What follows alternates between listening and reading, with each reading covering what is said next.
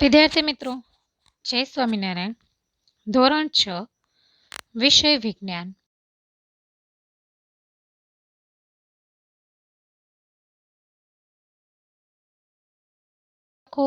સમજવાના છે. તો આપણે એકમ નંબર 9માં સ્વાધ્યાય પોથીમાં આપણે અત્યાર સુધીમાં 1 થી 5 પ્રશ્નો જોયા. હવે પ્રશ્ન નંબર 6, જેનો પહેલો પ્રશ્ન છે, હવા, પાણી તથા જમીન પર ઉપયોગ થતો હોય તેવા પરિવહનના સાધનોના પ્રત્યેકના બે ઉદાહરણ આપો. તો મિત્રો, આપણો એકમ છે એકમ નંબર 10, ગતિ અને અંતરનું માપન, જેમાં આપણે ગતિ એટલે કે પ્રાચીન સમયના લોકો પાસે જે વાહન વ્યવહારના અનેક સાધનો ન હતા ત્યારે તે શું કરતા હતા? તો કે ચાલીને યાત્રા કરતા હતા. ત્યારબાદ જળમાર્ગમાં અવરજવર કરવા માટે હોડીનો ઉપયોગ કરવામાં આવ્યો હતો. એના બાદ પૈડાની શોધ થઈ, જેથી વાહન વ્યવહારની પ્રણાલીમાં અત્યંત મહત્વપૂર્ણ પરિવર્તન આવ્યું.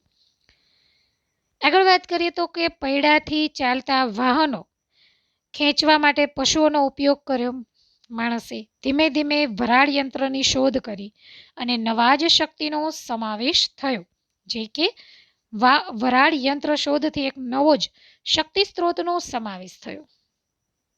ત્યારબાદ સ્વચાલિત વાહન આવ્યા, માલગાડીના ડબ્બા, પાટાનું નિર્માણ થયું. ત્યારબાદ 19મી સદીની શરૂઆતમાં વાયુયાનનો વિકાસ થયો, જેથી તેણે ઇલેક્ટ્રિક રેલગાડી, સુપરસોનિક વિમાનો, અંતરિક્ષયાન 20મી સદીના કેટલાક યોગદાન છે આપણે જાણીએ છીએ. તો આપણો પ્રશ્ન છે કે હવા, પાણી તથા જમીન પર ઉપયોગ થતા હોય તેવા પરિબળોના સાધનોના પ્રત્યેકના બે ઉદાહરણ લેવાના છે.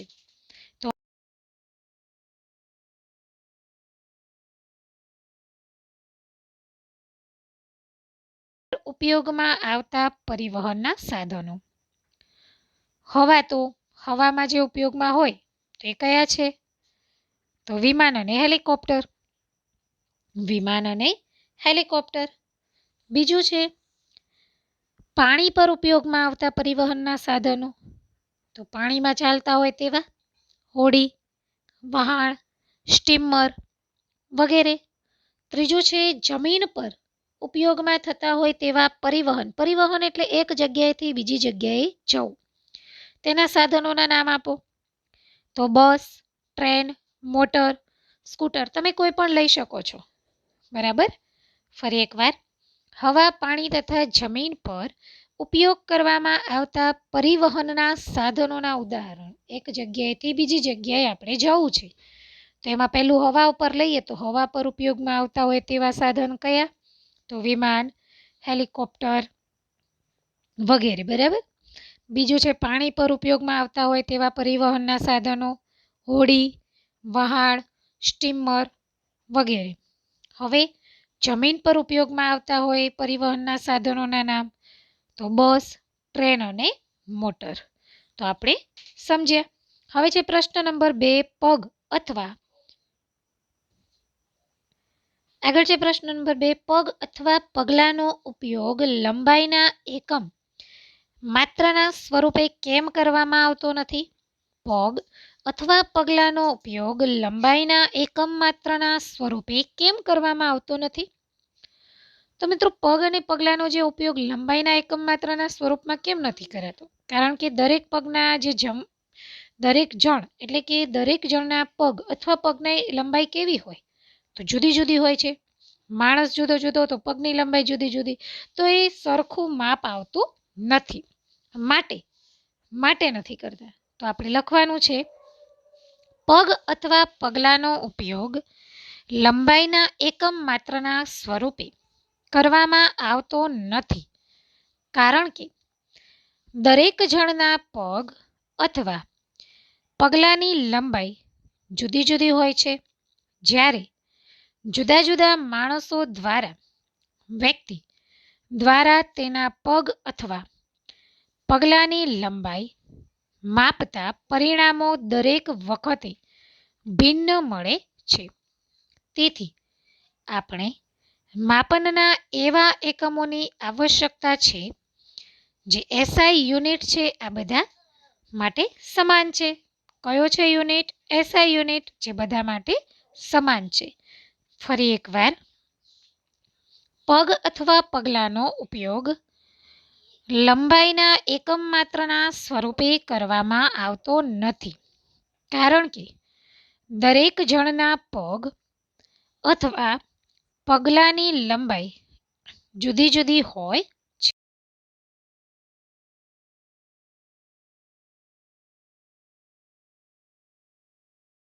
પગલાંની લંબાઈ માપતા પરિણામો દરેક વખતે ભિન્ન મળે છે.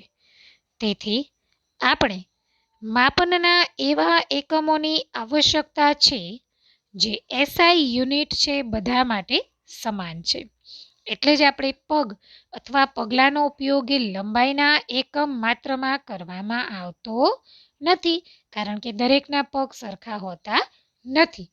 માટે દરેકના પગ કોઈનો મોટો હોય, કોઈનો નાનો હોય, તો જે આપણે જે જરૂરી છે લંબાઈનું માપન એ આપણને યોગ્ય રીતે મળતું નથી. હવે છે પ્રશ્ન નંબર 3.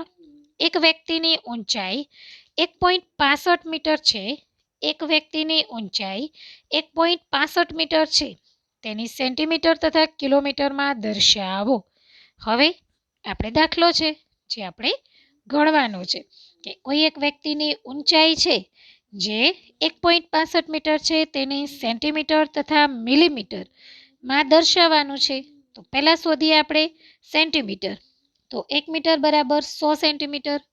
1 મીટર બરાબર 100 સેન્ટીમીટર. તો 1.65 મીટરે કેટલા? તો શોધીએ. 165/100. કેમ 165? કારણ કે જે બે અંતસ્થ કપાણા હતા એને આપણે સીધા 100માં લઈ લીધા, ગુણ્યા અંતસ્થ કાઢી નાખીએ તો નીચે આવશે 100 ગુણ્યા 100. ચલો, છેદ ઉડે છે તો કે હા 100 ઉડી ગયા. જવાબ આવે છે 165 સેન્ટીમીટર. 165 સેન્ટીમીટર. ફરી એકવાર, 1 મીટર બરાબર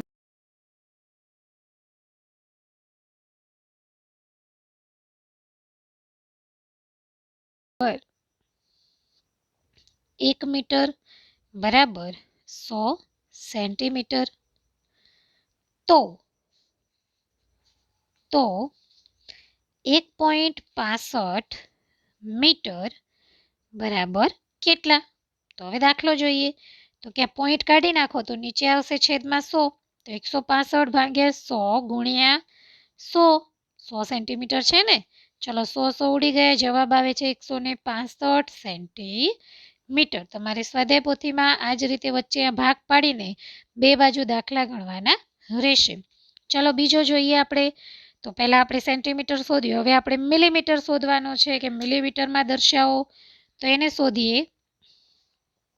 તો 1 મીટર બરાબર 1000 મિલીમીટર. તો 1.65 કેટલા? 1.65 એ કેટલા? તો ચાલો 1.65 ગુણ્યા, એટલે કે જો 1.65 છે તો પોઈન્ટ કાઢી નાખો તો નીચે આવશે 100 ગુણ્યા 1000. 0 ઉડે છે તો કે હા. ચલો કેટલા વધે છે? 10. તો એને 165 ને 10 સાથે ગણતરી કરો તો જવાબ આવશે 1650 મિલીમીટર. બરાબર. તો આ જ રીતે બે દાખલા તમારે ગણવાના રહેશે. સેન્ટીમીટરમાં આવે છે જવાબ 165 સેન્ટીમીટર. મિલીમીટરમાં આવે છે 1650 મિલીમીટર. આગળ જોઈએ પ્રશ્ન નંબર 4. રાધાના ઘર તથા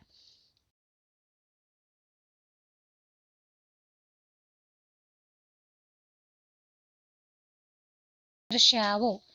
રાધાના ઘર તથા તેની શાળાનું અંતર. રાધાનું ઘર જે છે તથા તેની શાળા વચ્ચેનું અંતર 3250 મીટર છે. તો આ અંતરને આપણે કિલોમીટરમાં દર્શાવવાનું છે. ચાલો, તો 1 કિલોમીટર, અહીંયા ધ્યાન બધાનું, 1 કિલોમીટર બરાબર 1000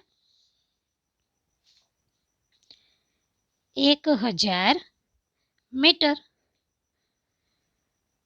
તો 1 મીટર બરાબર 1 નીચે આવશે 1000. તો 3250 મીટર બરાબર કરવાનું છે તો 1 ગુણ્યા 1000 ગુણ્યા 3250 બરાબર. હવે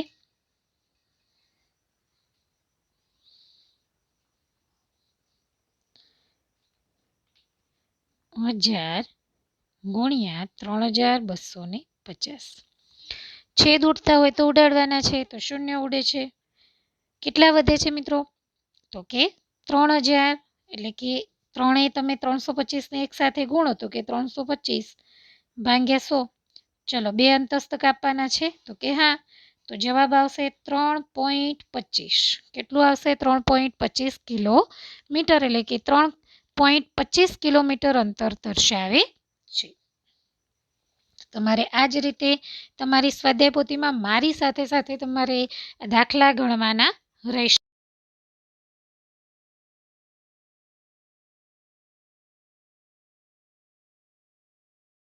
તથા સીલિંગ પંખાના પાંખિયાની ગતિમાં જોવા મળતી સમાનતા તથા ભિન્નતા લખો. તો પહેલા આપણે લખીશું સમાનતા કે બંને જ વર્તુળાકાર ગતિ દર્શાવે છે. બંને કેવી ગતિ દર્શાવે છે?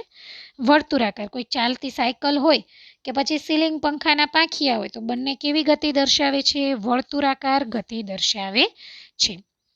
સાયકલના પૈડા પણ પૈડું ગોળાકાર હોવાથી વર્તુળાકાર આકારમાં જ આગળ વધે છે. સીલિંગ પંખાના પાંખિયા એક સ્થાનેથી બીજી સ્થાને સ્વયં ગતિ નથી કરતા પરંતુ ગોળ ફરે છે. એટલે કે વર્તુળાકાર ગતિ બંનેની સમાનતા શું છે? તો બંને જ વર્તુળાકાર ગતિ દર્શાવે છે. હવે ભિન્નતા જોઈએ તો પહેલા તમારે આ જ રીતે લખવાનું છે સમાનતા. તો બંને વર્તુળાકાર ગતિ દર્શાવે છે. ભિન્નતા તો પછી લખવાનું છે ભિન્નતા. તો સાયકલના પૈડા સુરેખ ગતિ ધરાવે છે જ્યારે સીલિંગ પંખા પાંખિયા વર્તુળાકાર ગતિ ધરાવે છે. બરાબર. પછી લખવાનું છે સમજૂતી. તો સાયકલના પૈડા રૈખિક ગતિ દર્શાવે છે. પંખાના પાંખિયા વર્તુળાકાર ગતિ દર્શાવે છે.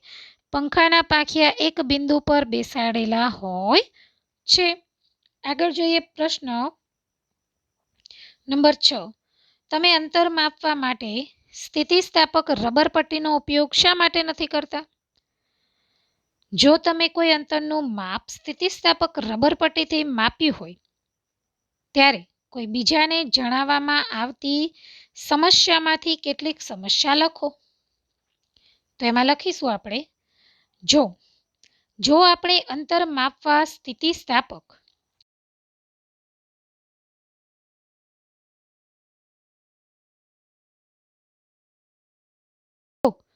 જુદી જુદી લંબાઈ માટે સરખું જ માપ બતાવે છે. તેથી આપણે સ્થિતિસ્થાપક પટ્ટીનો ઉપયોગ ન કરી શકીએ પણ જ્યારે અંતર માપતા હોઈએ ત્યારે એ વખતે આપણે કોઈને કહેવું પડે કે ટેપ ખેંચી કેટલી ખેંચાય છે જે માપવું મુશ્કેલ છે તેનાથી માપ ખોટું મળે છે. ફરી તમને કહ્યું છે કે તમે અંતર માપવા સ્થિતિસ્થાપક રબર પટ્ટીનો ઉપયોગ શા માટે નથી કરતા? જો તમે કોઈ અંતરનું માપ સ્થિતિસ્થાપક રબર પટ્ટીથી માપ્યું હોય ત્યારે કોઈ બીજાને જણાવવામાં આવતી સમસ્યા સર્જાય છે. તો જ્યારે જો આપણે અંતર માપવા માટે સ્થિતિસ્થાપક પટ્ટીનો ઉપયોગ કરીએ તો જુદી જુદી લંબાઈ માટે સરખું જ માપ બતાવે છે.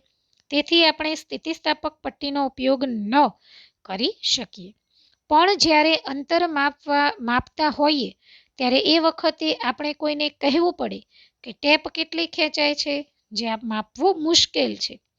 તેથી આપણને ખોટું માપ મળે છે. આગળ જોઈએ પ્રશ્ન નંબર 7. પૈડાની શોધ બાદ વાહન વ્યવહારની પ્રણાલીમાં શા પરિવર્તન આવ્યા? પૈડાની શોધ બાદ વાહન વ્યવહારની પ્રણાલીમાં શું પરિવર્તન આવ્યું? તો તમે જાણો છો કે ભાઈ પૈડાની જ્યારે શોધ થઈ ને ત્યારે પૈડાની શોધ થઈ ત્યારે માણસને પોતાની જિંદગીમાં એટલે કે સૌપ્રથમ વાહન વ્યવહારની પ્રણાલીમાં અત્યંત મહત્વપૂર્ણ પરિવર્તન આવ્યું જ્યારે પૈડું શોધાયું. પૈડું શોધાતા એણે શું કર્યું તો કે વાહનો ખેંચવા માટેના પશુનો ઉપયોગ કરવા લાગ્યો.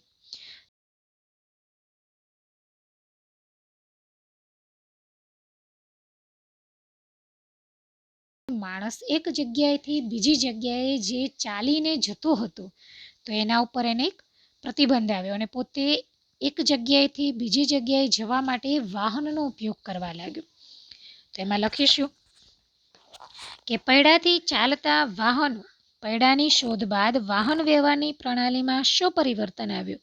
તો પૈડાથી ચાલતા વાહનોને ખેંચવા માટે પશુઓનો ઉપયોગ કરવામાં આવતો, પણ વરાળ યંત્રની શોધ પરથી વરાળ યંત્ર દ્વારા ચાલતી ગાડીઓ તથા માલગાડીના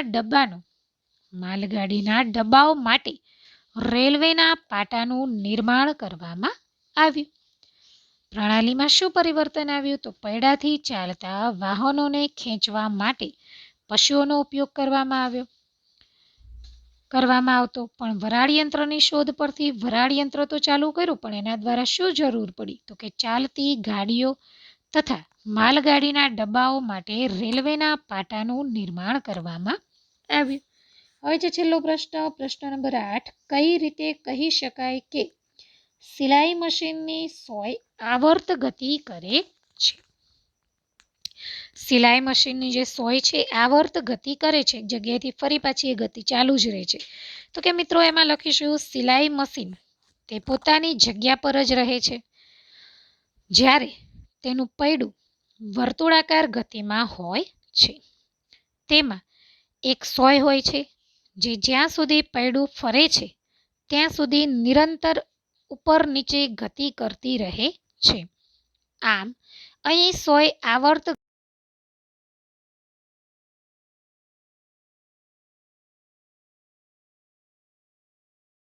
જ રહે છે. સિલાઈ મશીન તે પોતાની જગ્યા પર જ રહે છે જ્યારે તેનું પૈડું વર્તુળાકાર ગતિમાં હોય છે. તેમાં એક સોય હોય છે જે જ્યાં સુધી પૈડું ફરે છે ત્યાં સુધી નિરંતર ઉપર નીચે ગતિ કરતી રહે છે. આમ અહીં સોય આવર્ત ગતિ કરે છે. તો મિત્રો આજે આપણે જે પ્રશ્નો જોયા, ટૂંકમાં જે પ્રશ્નોના ઉત્તર જોયા, એ તમારે બધાએ સ્વાધ્યાય પોથીમાં લખવાના રહેશે અને પાકા કરવાના રહેશે. જય સ્વામિનારાયણ મિત્રો.